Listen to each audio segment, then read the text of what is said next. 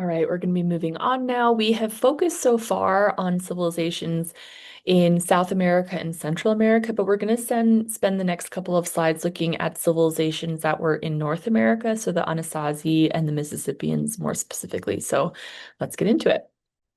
All right, so the first civilization we're going to look at in North America are the Anasazi, also known as the ancestral Puebloans. The term Anasazi actually comes from Navajo, and Navajo means ancient one. So people who speak the Navajo language would have known about the Puebloans, who would have been considered like a previous civilization, and so they would just talk about them as the ancient ones.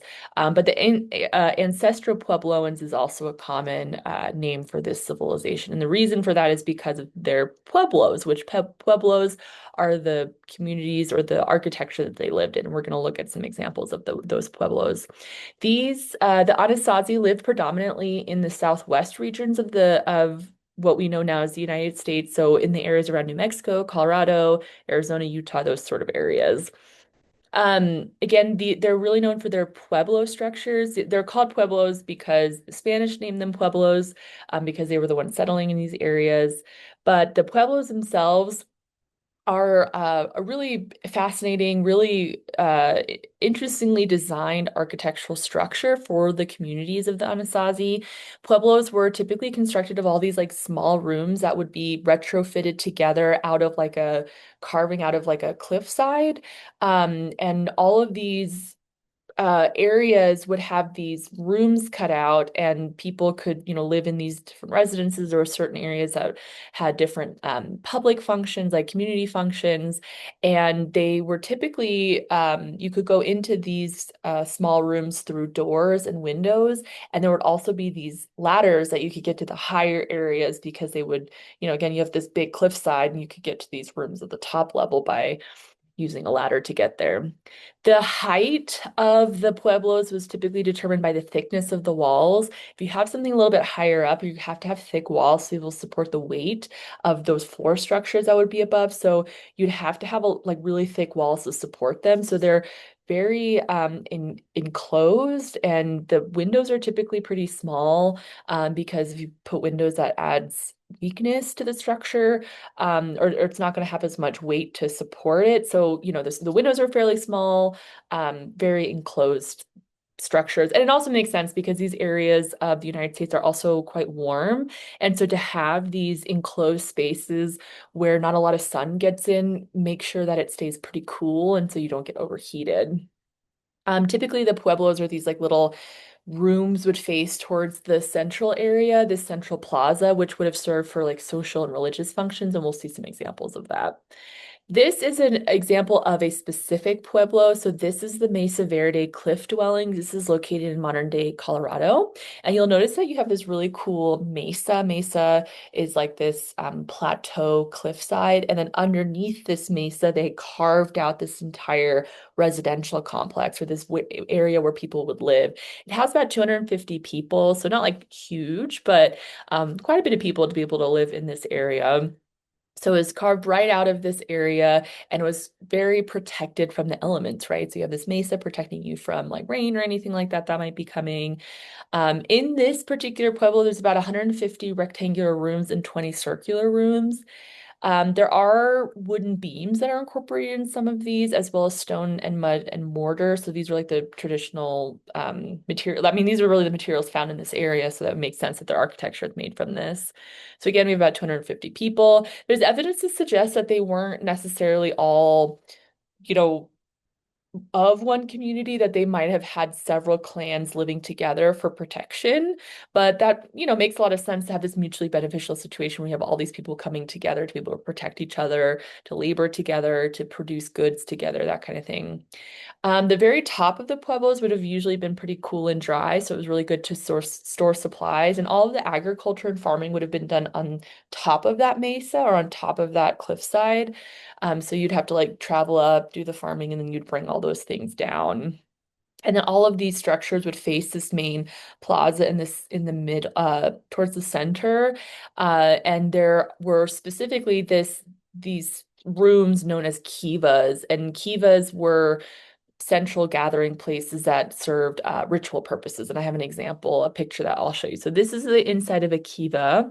A kiva was a space that you would have people gathered. You can see that there's these like stone works that basically would have acted as chairs, like benches for people to sit, and then you have like the stones protruding out to offer support. There would have been a wooden lid that would have been put on top of this. That doesn't exist anymore. It's deteriorated since then, but there would have been a roof that would have supported with like a hole that you could use a ladder to climb down. And this entire thing would have been used for ritual purposes or would have been spiritual gatherings happening here. So this served an important communal function. The next civilization I wanted to discuss is the Mississippians. So the Mississippians is sort of an umbrella term for a lot of different civilizations in the sort of central to eastern part of the United States. But there were several civilizations that settled as agricultural centers in this area.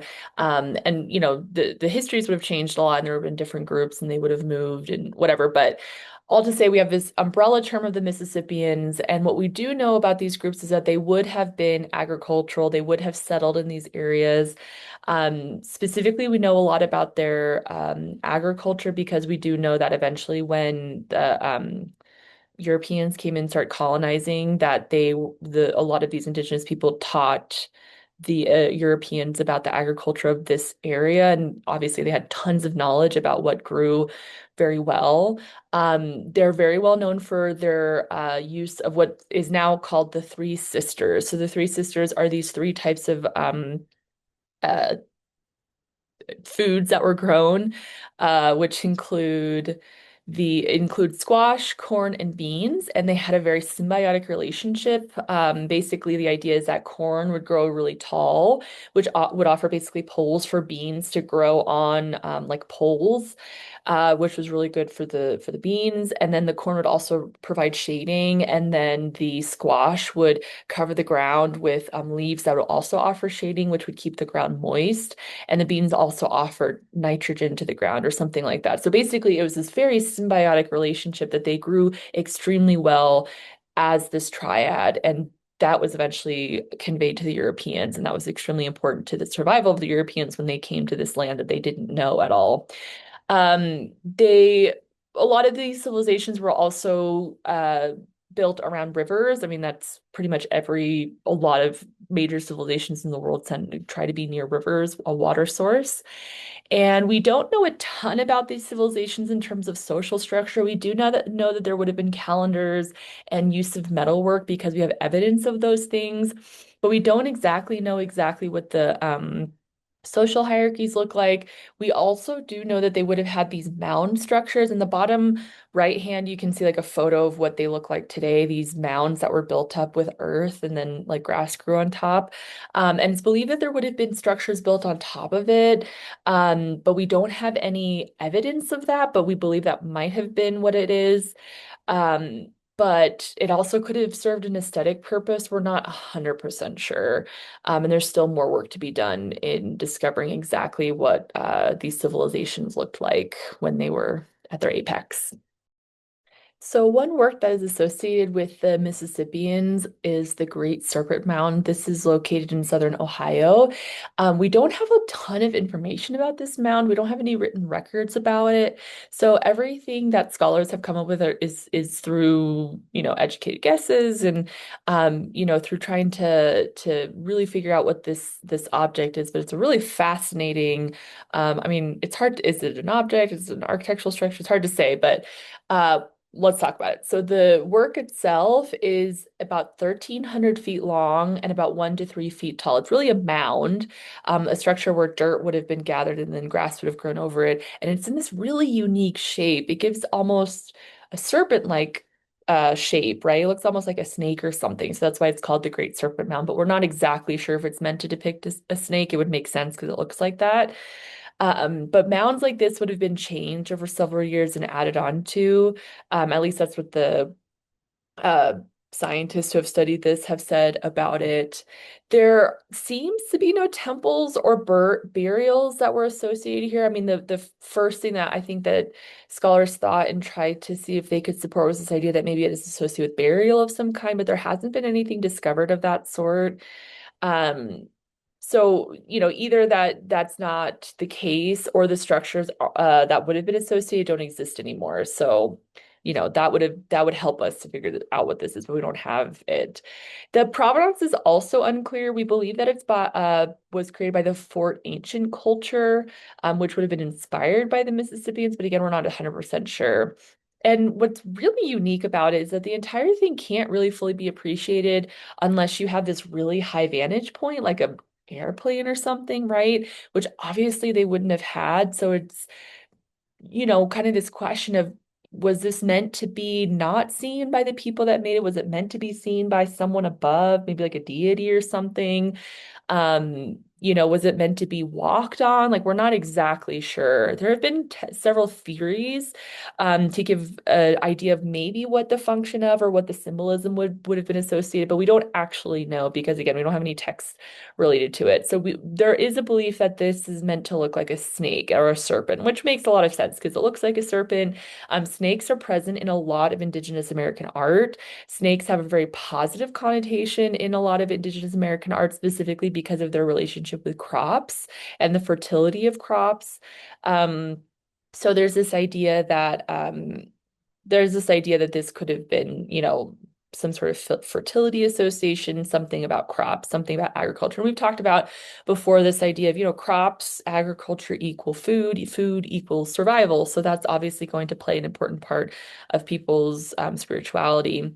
There's also been guesses that this could be a picture of a snake eating an egg because there's also this circular element at the very edge of it, which there are examples of snakes that eat eggs.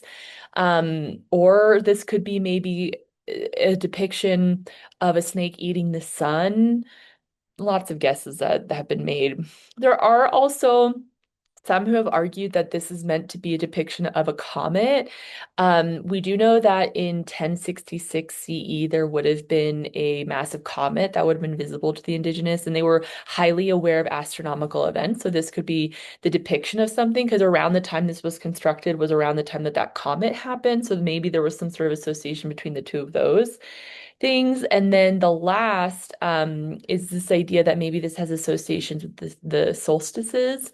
The head of the comet is pointing in the direction of the summer solstice sunset, and the curves could possibly represent lunar phases. So, maybe more research will be done and we'll figure it out. But as of now, these are just some educated guesses about this really cool serpent mound. All right, we're going to be moving back to Central America with a couple of works that we're going to analyze from the Aztecs. So the Aztecs were a civilization that lived relatively near the Maya. So the Maya were in the Yucatan Peninsula, and the Aztecs were more in where modern day Mexico is. In fact, the term Mexico comes from the Aztecs. The Aztecs called themselves the Mexica. So that's where the term Mexico comes from. And this was a civilization that lived a really long time, but we're going to focus mostly on the post-classic period. There's like several iterations of the Aztecs that we could look at, but that's the time we're going to focus on.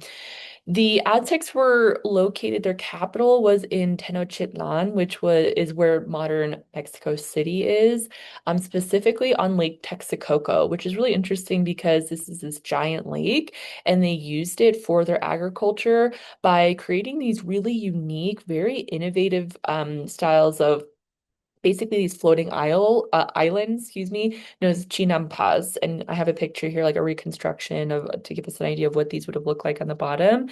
But there are these man-made flat platforms that you could grow agriculture on, like Lake Texcoco, where the water is, and you would use boats to traverse the different ones.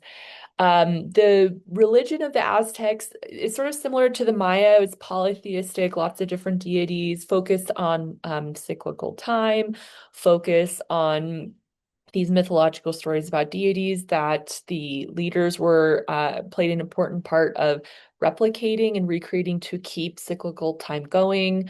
A lot of their spirituality centered around time, centered around agriculture, and related this to the cosmology of the Aztecs.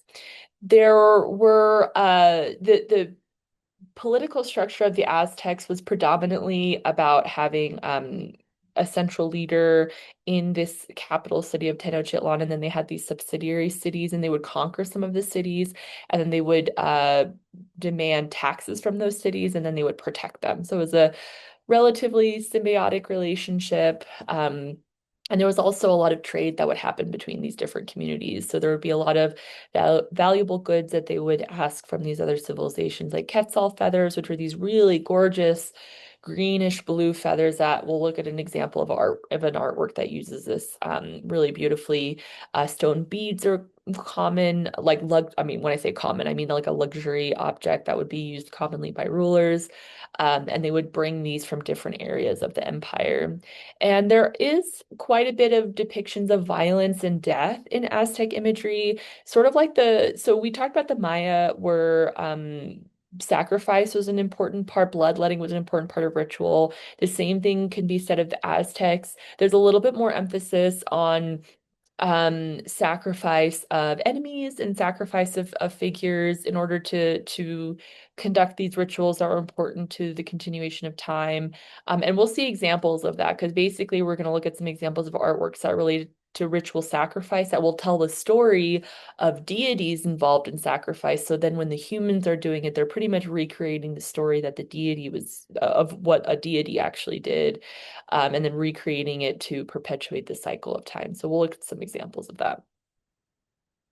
Eventually, the Aztec Empire was toppled by Spanish conquest when Europeans came in and colonized.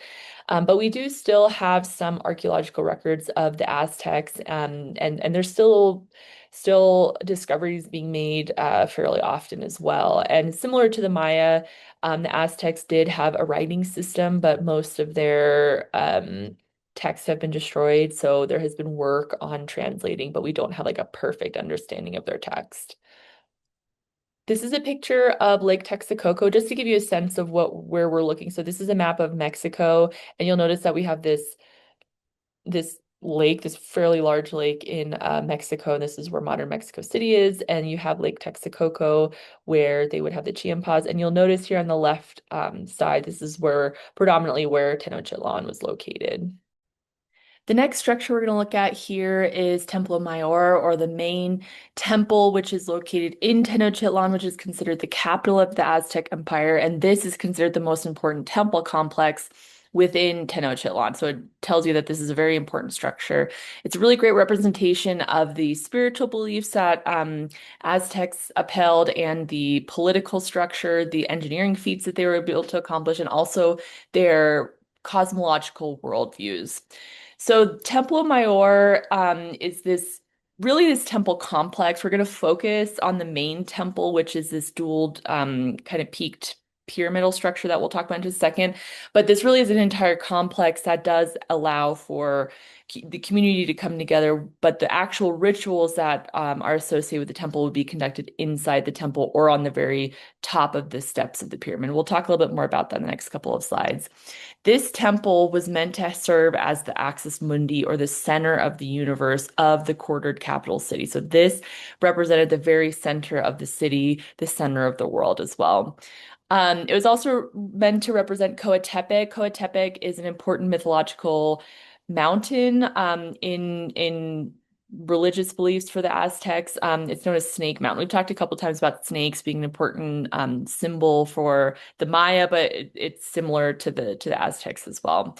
So the pyramid that we're talking about is technically two separate pyramids, but they're built in conjunction on this stepped pyramid, and then you have these two temples sort of next to each other. And the entire thing is about 90 feet high. And what's really interesting is that these two temples, while technically dedicated to two separate deities, are meant to work together. So the one that's on the right is the South Temple. It's the temple devoted to Tlaloc. Tlaloc is the god of, or sorry, I'm mixing these up.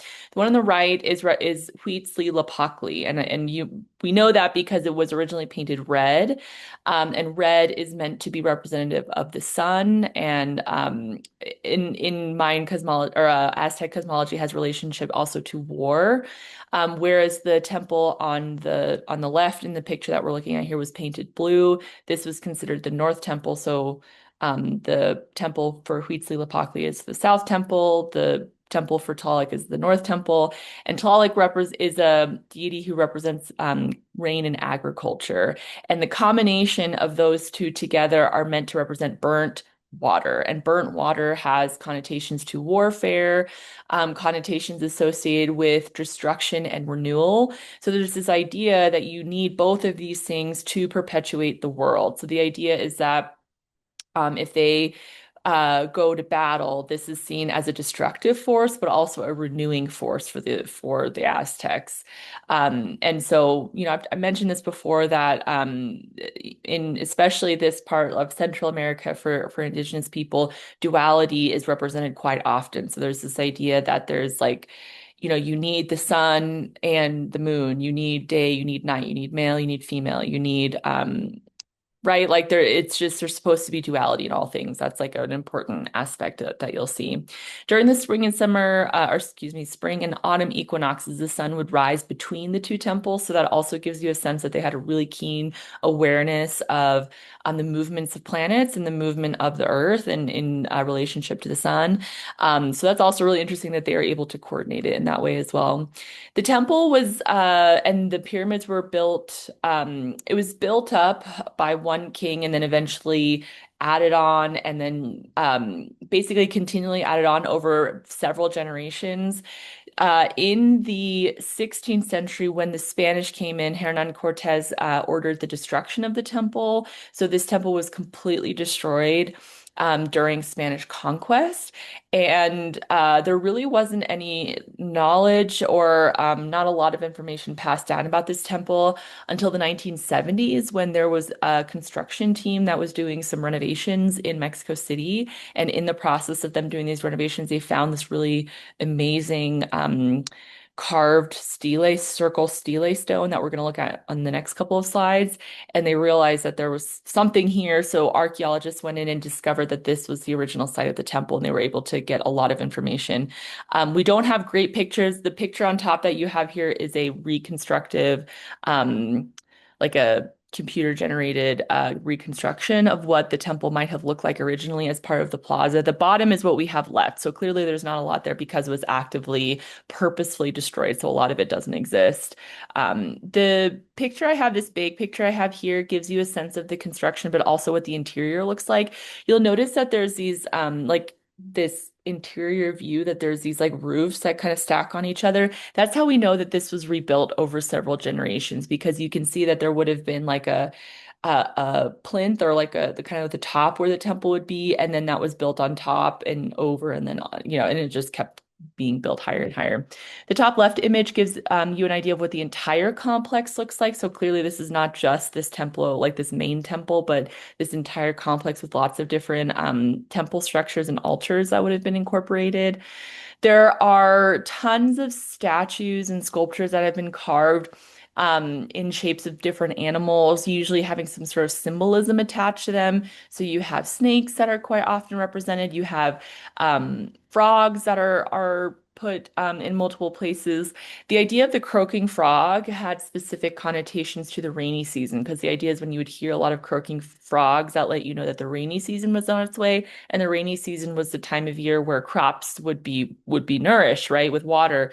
So again, this idea, food, rain, feeding your crops, those things are not just seen as like, oh, like, well, we need food to survive. They were literally considered life force and a spiritual endeavor that, like if you're doing something to contribute to making crops, like that was a spiritual thing.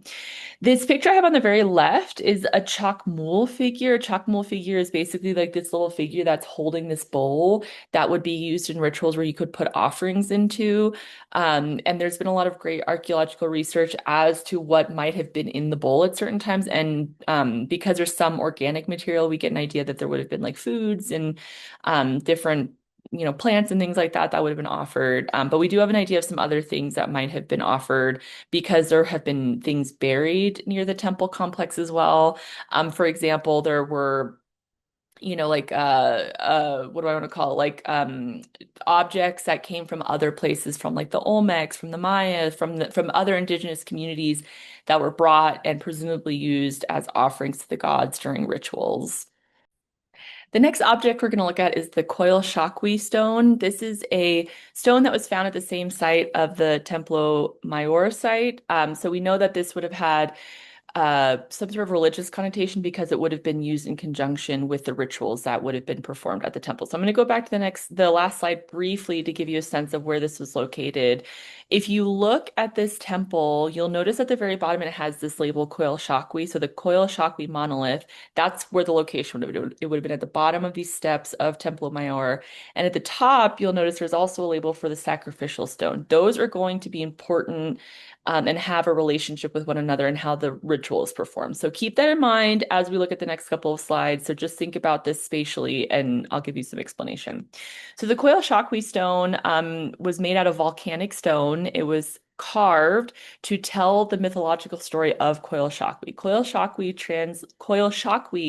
translates to She of the Golden Bells, which refers to the golden earrings of the figure. She was a mythological figure who was important to the story of Huitzilihuachtli. So we talked about Huitzilihuachtli. If you remember, with the Templo Mayor, you have like the twin temple towers. Huitzilihuachtli is the god of warfare. Okay, so Huitzilihuachtli is the brother of Coil Shakwi. These are like really amazing names. I love saying these names. So Coil Shakwi is the sister of Huitzilihuachtli. Coil Shakwi, in conjunction with her brothers, came up with this scheme to murder their mother, Coilikyu. And Huitzilihuachtli was not okay with that. So he came and killed Coil Shakwi, dismembered her, removed her arms and her legs from her body and her head from her body, and threw the pieces of the body down Koa Tepec, which is the Snake Mountain. And then her dismembered body was at the bottom of the mountain. So the figure in this monolith, this stone, is naked, and you can see that she's naked, and that would not have been very common in Aztec art unless you were trying to debase or humiliate the person. So we know that this is a form of a debasing gesture towards this figure. She has sagging breasts here and a little bit of a belly to show that she was a mother. This is symbolic of the fact that she did have children. And there are other deities in this composition as well. You can actually see, if you look fairly closely, that her arms, legs, and head are dismembered from the rest of her body. And you can tell because there's little like bones sticking out, which is pretty gnarly and kind of cool to see that they could add that detail. So that lets you know that she was dismembered. This is showing her at the end of that story that she was punished for her scheming, for her plan against their mother. And it really does what it tells us is that this was meant to be a part of a ritual that would have been performed at Templo Mayor. So let's go back to this picture so I can give you an idea of what I mean by that. So if we go back to this picture of the temple, we have the sacrificial stone at the top of the temple, which we're going to look at in a couple slides, and then the Coil Shakwi monolith at the bottom. So I've mentioned this before that in Mayan and Aztec religions, often when they were performing rituals, it was meant to replicate something that in their mind had already happened in the cycle of time, and that it was important to recreate that event in order for time to continue. And the idea is that if you didn't perform that action, then time would stop, or, basically things would mess up. So it was important to recreate these events. So what would happen is that a king or a priest would have most likely taken somebody as a representation of Coil Shockley, so probably like a prisoner of war or somebody, not royalty or something because you don't want to kill them and then you don't have your king or queen. But they would take a prisoner of war who would represent Coil Shockley. The priest or the king would represent Huitzli and they would dismember that prisoner and they would take the parts and throw them down the steps of the pyramid of the temple to land on the Coil Shockley monolith at the bottom to represent this event. So it's a pretty gnarly thing to think about, but it really was meant to have this spiritual significance and to confirm that you're continuing the cycle of time that was important to them. Um, so we do know that the stone itself would have also been originally painted. There's been a little bit of remnant of paint, but most of it's chipped away since then. But you can see that it would have been brightly painted, so you can see like the different parts of the narrative. And then this slide that I have here, I wanted to just briefly show the calendar stone or the sunstone. This would have been the stone that would have been located on the top of the temple where the person would have been sacrificed, where they would have been dismembered, and then that is where the body would have been, and then they would have thrown it down and it would have landed on the coil shockwave stone. So this particular stone is important as a sunstone or as a sacrificial stone because it's not only a stone that would have been performed, but it's actually also a calendar. Because remember, if you're thinking that you have to continually perform these actions to continue time, then that means that being able to have a calendar is important because you need to know when you need to perform those rituals to perpetuate time, right? So this is actually a calendar stone. So it would have told when certain important events happened, and this has glyphs included. So like I can't read them, but a person that could read Aztec glyphs could tell you exactly what days these are. And again, it's a circle, right? So it's a circular stone that you follow the calendar and then it restarts, right? Like it's not it's going to continue on like a wheel, like a cycle of time. So it was important for them to be able to know when to perform these sacrifices so that they could, yeah, perpetuate time. The bottom slide or the bottom picture I have here is an Olmec style mask. I just wanted to include this. The Olmecs were a civilization that existed prior to the Aztecs.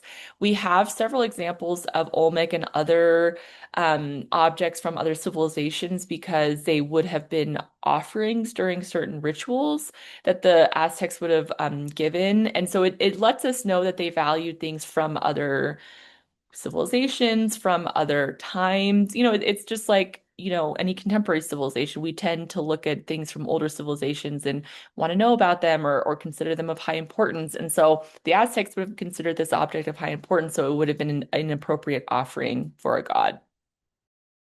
I wanted to really quickly talk about this object. This is a ruler's feather headdress from the Aztec Empire. We believe that this was probably a headdress that belonged to Montezuma II. Montezuma II was the last king of the Aztecs before the Spanish came in and killed a lot of the Aztecs. And this was an object that it's kind of there's contradictions as to exactly how it ended up in Austria, but the story that was told was that this was given as like a gift or an offering to Cortez, who was the Spaniard that came in and conquered this area, and then he brought it to Europe and gave it to King Charles V as a sign of respect. There are other sources that suggest that this was forcefully taken. That's sort of easier to believe because there was not a good relationship between Montezuma II and Cortez because they eventually conquered and destroyed the Aztec Empire and destroyed Tenochtitlan. But the object itself is a spectacular object that gives us a sense of how sophisticated the artistry and the luxury objects were from the Aztecs. So this object itself is made of well, not over, exactly 400 Quetzal bird feathers. Now, a Quetzal bird, which I have a picture of here at the top, is a very nowadays a fairly rare bird found in Mexico that has these beautiful bluish green plumes that come, from its tail. And the Quetzal bird produces only two of these long feathers in its entire lifetime. Only two, its entire life. So in order to create this entire headdress that is composed of 400 of them, you had to have had 200 birds, right? So that tells you that this would have been a very luxurious object, something that would have taken a lot of time and labor to be able to obtain. It also has lots of gold work and other bird feathers incorporated here as well. It's a really incredible object. The Quetzal birds were not only beautiful to the Aztecs, but it also had spiritual significance because um, we've talked before that Quetzal, the birds themselves were symbolic because they had, connections to the sky. And the god of, like the serpent, the feathered serpent god for the Aztecs was called Quetzalcoatl. And Quetzal being from the bird and Coatl associated with snake. So it's like this feathered serpent. So clearly this had symbolic significance, price significance. It would have been a very expensive object to produce and to make. And it's still today located in Vienna, Austria, because it was sent to Europe. There has been a lot of tension and sort of back and forth between Mexico and Vienna because they really want to bring that headdress back. The argument that they make in Europe is, well, it's like a precious object that would be really hard to transport, but it's kind of like they transport it already, right? But there's this idea that the people in Mexico would like it returned because it does originally come from that context. So really, really amazing object. So the last civilization we're going to look at in the Indigenous Americas is the Inca Empire. The Inca Empire are civilizations or multiple cities really that occupy parts of South America, particularly the western coast. So really from Chile, which is towards the southern like coast part of South America, all the way up into Colombia. These are the areas that the Incans would have lived. They were masters of ashlar masonry. We haven't talked about this term ashlar masonry yet, but it's a good term to know about architecture, like early architectural structures. Ashlar masonry is essentially any time you use blocks to build some sort of stone structure, like stone blocks, but instead of using mortar, so instead of taking the blocks and using some sort of binding agent between each one, you construct each block in a way that they fit together and just kind of fit and stay together because of the way you carve them. Almost like a miniature, I shouldn't say miniature, like a little bit like Legos, but not quite like Lego because you actually are forming and shaping each block to the next block that it's next to. Often the constructions are built in a trapezoidal shape. So a trapezoid is like you're gonna have like a bigger base and then it kind of tapers in and then you'll have like a flat top. Um, it was a pretty well-maintained, a highly connected civilization. There was lots of well-maintained roads and unity between the different governmental structures between the cities. So a very organized political structure, but we don't actually have a writing system that was ever associated with the Inca. So we don't have any text that is able to be read and parsed out or to give us any information. So really most of what we know is going to be through the things that they left behind, so the things that they made, as well as oral history. We don't need to spend a ton of time on this object. I just wanted to really quickly show you this maize cob that was created with gold and silver alloy. I've mentioned a couple of times for a lot of indigenous communities that food was so important because of the survival of the community that they became spiritual or kind of associated with ritual and things like that. So this is a maize cob made from these really luxurious materials like gold and silver. It's believed that this particular maize cob came from possibly like a life-size garden made all through with luxury objects, almost like a microcosm. So there would have been other parts of the garden like little llamas and other foods and all these kind of things that would have been representations of like all these things that are important to to the survival of the community, but in permanent objects, right? Like silver's gonna, corn is, you grow corn, you eat corn, it deteriorates eventually, right? Um, Corn specifically was extremely important to several of the indigenous. I mean, we didn't even get into that with the Mayans and the Aztec, but there's so much evidence. I mean, there's literally deities dedicated to maize, dedicated to corn, because that was such a staple for their agriculture. So it was extremely important. Corn, in particular, for the Inca. They had this special formulation of corn beer called chica that was used in political feasts. So this is also extremely important because these were used, this was like a luxurious, like this was something that represented their civilization, it represented their power, it represented their life force, and connected to deity as well. So this is an important thing for them. All of this would have been found at the Coricancha temple. So Coricancha is the Temple of the Sun in Cusco. We're going to look at some pictures of the Coricancha in just a minute. Um, but Cusco, which is the city that the Coricancha was in, was considered their axis mundi, so their center of the universe, and that this miniature garden could have been, kind of a representation of like that microcosm of the universe at the axis mundi. The technique used to make this was pretty sophisticated because this would have been a really difficult. I mean, it looks very realistic. I mean, the shell is like almost looks thin, like a real corn husk, like a real maize husk. So I think that's really impressive to see that. We're going to look at the city of Cusco. Cusco was the capital city for the for the Incas. So this city construction would have been really important. It was the capital, the most important city for the Incas. The city plan was shaped to look like a puma, which is interesting because pumas had a lot of symbolism for the Inca as being this important animal, top of the food chain, a very powerful animal. So the associations of the community, they wanted to be associated with those things as well. The organization of the entire city there's been a lot of archaeologists who have studied there's like these residential areas that have hierarchies. So there's like wealthier areas, less wealthy areas. And then the areas that have the most well-constructed walls and the most well-constructed buildings are obviously the areas where the royalty would live. So we'll look at some examples of that.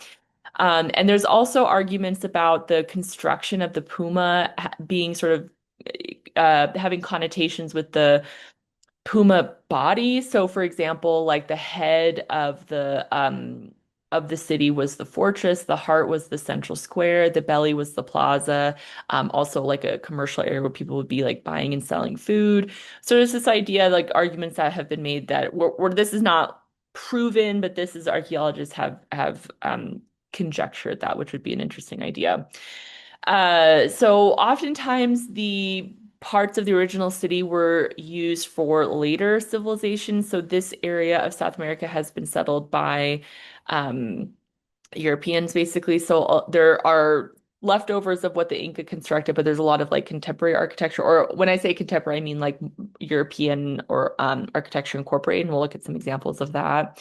So here, this top picture I have here is the walls of Sacsayhuaman, which is basically like the head of the city, sort of like this fortress. And you can see this really amazing example of ashlar masonry. So what I mentioned before, ashlar masonry is this idea of you take the stones and you fit them together like Lego pieces without mortar. So when you think about this wall, that literally there's no mortar, nothing keeping it together except for the weight of the stones next to each other. It's actually really impressive and a difficult feat to accomplish.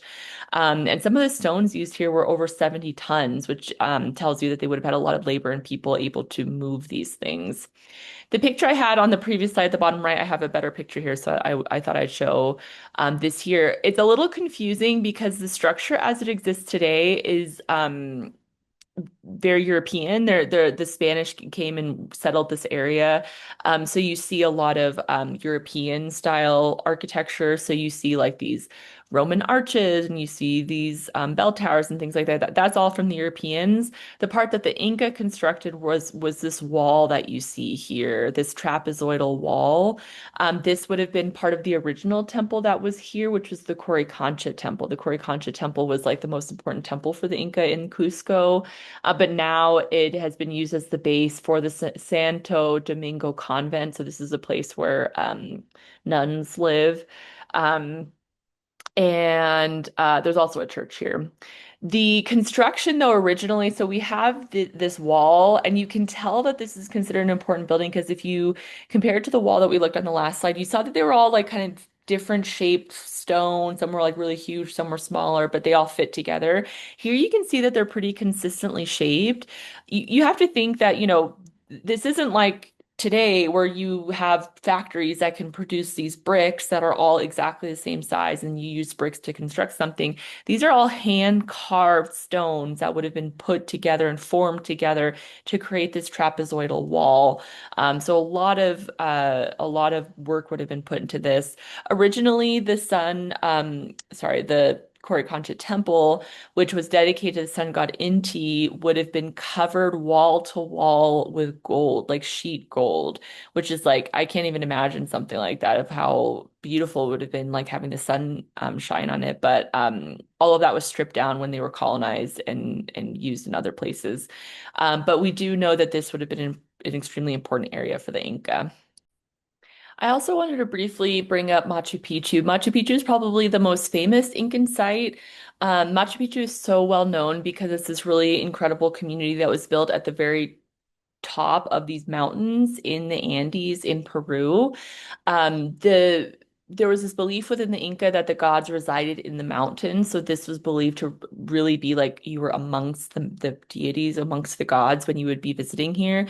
Machu Picchu wasn't a traditional city in the sense that people lived here consistently. It was more like a retreat, like a vacation place for royalty. So this would have been something that it's really difficult to access. It's hard to get up here, but it would have been like a place that the royalty would go as like an escape from the city. There were religious ceremonies and political ceremonies that would have been performed here. Really incredible examples of ashlar masonry. Observatories are here. Observatory is interesting because this was meant to chart the sun's movements. This was something associated with like their deep knowledge of astronomy. And then here you also have the Inti Huantana stone. So if you remember, we talked about Inti being the sun god. So the Inti Huantana stone was the hitching post of the sun. So this is a place that during the summer and winter equinoxes the sun would go directly over this stone and would cast no shadow. So again, it gives us an example that they were deeply aware of astronomical movements and the movements of the planets. All right, we're going to now look at our last object from our unit on the Inca. So this is a really incredible textile that was created by the Inca. This is known as an Altacapu tunic. So an Altacapu tunic, it's called an Altacapu tunic because Tikapu are these individual, I feel like, yeah, these Tikapu are these individual squares, these small squares that you're seeing, almost like a quilt. And each of the Tikapus would have been individually created, and like a lot of detail would have gone into each single one, and then they would have been woven all together. So the woven garments for the Inca were extremely indicative of, like, they were indicative of what kind of social status you have, because this was a very complex type of textile that it would have required like a very specialized technique to create this particular tunic. So it was a luxury item. The women that created these were actually known as the Akayas, and Akayas were chosen specifically for the task of creating these textiles. So you would have been chosen at a fairly young age, and you would have been brought into a place where you've been trained your whole life to make these types of textiles. So the textile itself is also, it's considered a tunic because it's not really sewn to have any distinct shape, and that was because the textile itself was seen as so valuable that any single cut was like a way of making it not as perfect, right? So you have this hole at the very top, you can kind of see it here. You have this hole, and that's where your head would go in, and then your arms would come out the side. And then the rest of it would just hang on you. But that was like a sign of that it was uncut, and that was, better. That was a better type of textile to have. Um, but yeah, and then the sides would have been sewn up too. I forgot that part. But yeah, they would have been sewn up as well to be able to stay on your body. The Tekapu, each of them individually would have been seen as important and symbolic. Each of them tell a story of like a different event or a different achievement or some sort of narrative that would have been recognizable to the people seeing it. Like for us, they just look like geometric designs. But The best way that I can compare it is it reminds me a little bit of like military clothing. Because when you see a person in like military garb, they'll have badges or they'll have colors, and that, indicates rank or particular things that they participated in. So to me, it's sort of a similar thing like that. For example, I have this close-up of the Takapus right here, and the one in the middle is this checkerboard pattern, and that is actually meant to be representative of military and specifically some sort of military event. So yeah, so each of these textiles tells like a different event or story about the person.